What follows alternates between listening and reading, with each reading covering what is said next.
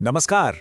चलिए बात करते हैं आईपीएल की सबसे कामयाब टीमों में से एक मुंबई इंडियंस की। 2026 में ट्रॉफी पर फिर से कब्जा करने की उनकी तैयारी जोरों पर है।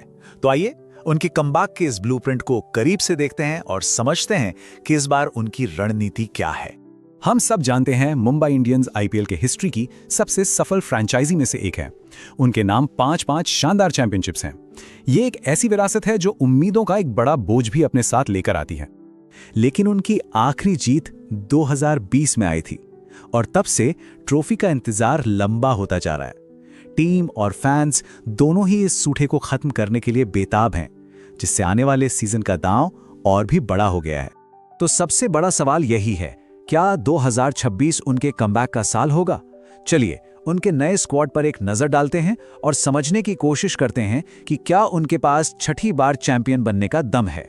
तो सबसे पहले बात उनकी कोर टीम की, यानी उनके प्लान ए की। ये वो 11 खिलाड़ी हैं जिन पर टीम मैच जीतने के लिए सबसे ज्यादा भरोसा करने वाली है। और ये जो प्लेइंग 11 है ना, ये विस्फोटक पावर और गहरे अनुभव का एक जबरदस्त मिश्रण है। इसमें आक्रामक बल्लेबाज भी हैं और दुनिया के कुछ सबसे अनुभवी गेंदबाज भी। ये टीम किसी को भी चुनौती दे सकती है। तो ये रही उनकी संभावित शुरुआती टीम। टॉप पर देखिए रोहित शर्मा, रायन रिकिल्टन और सूर्य कुमार यादव जैसे बल्लेबाजों के साथ शुरुआती धमाकेदार होने वाली है।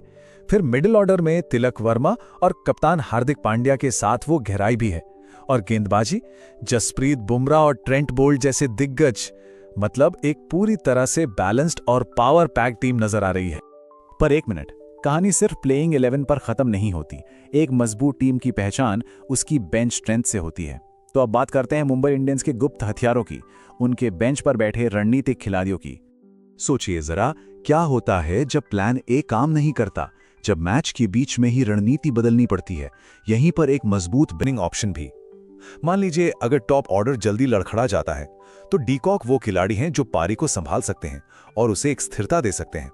अगला नाम है मयंक मार्कंडे, एक चालाक लेग स्पिनर जो टीम को एक बिल्कुल अलग डायमेंशन दे सकता है।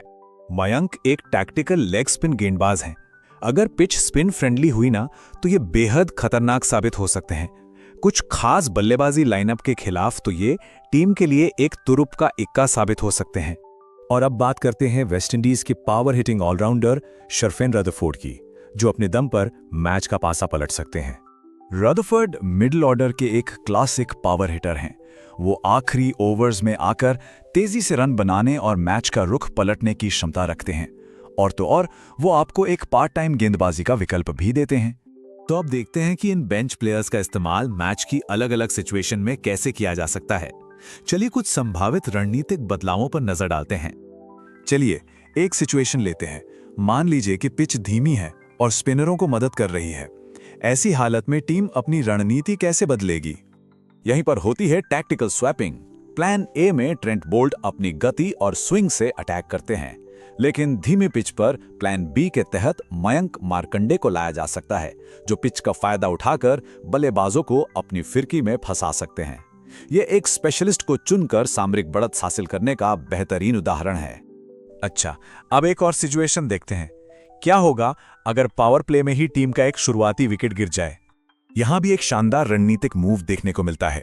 प्लान ए में रायन रिकिल्टन एक आक्रामक ओपनर हैं जो शुरू से ही हावी होना चाहते हैं, लेकिन अगर पारी को संभालने की जरूरत पड़े तो प्लान बी के तहत अनुभवी क्विंटन डीकॉक को लाया जा सकता है, जो पारी को बना सकते हैं और एक मजबूत और स्थिर शुरुआत दे सकते हैं।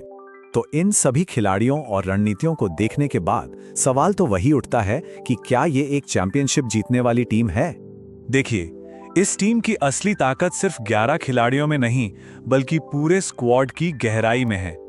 ये सिर्फ मैदान पर मौजूद खिलाड़ियों के बारे में नहीं है, बल्कि उन सभी 25 खिलाड़ियों के बारे में है जो टीम का हिस्सा हैं और किसी भी समय अपना योगदान दे सकते हैं।